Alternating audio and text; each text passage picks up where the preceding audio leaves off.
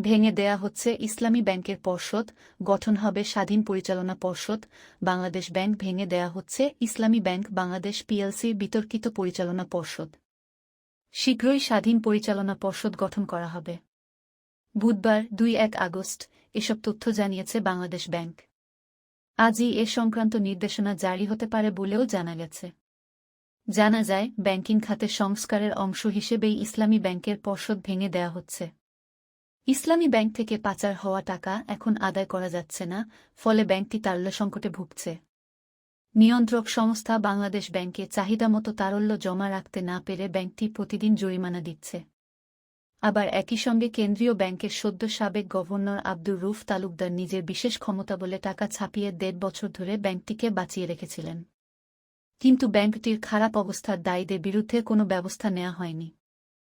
এদিকে গত সপ্তাহে ইসলামী ব্যাংকের পরিচালনা পর্ষদ ভেঙে দিতে বাংলাদেশ ব্যাংকের গভর্নরকে চিঠি দিয়েছেন ব্যাংকটির শতাধিক কর্মকর্তা।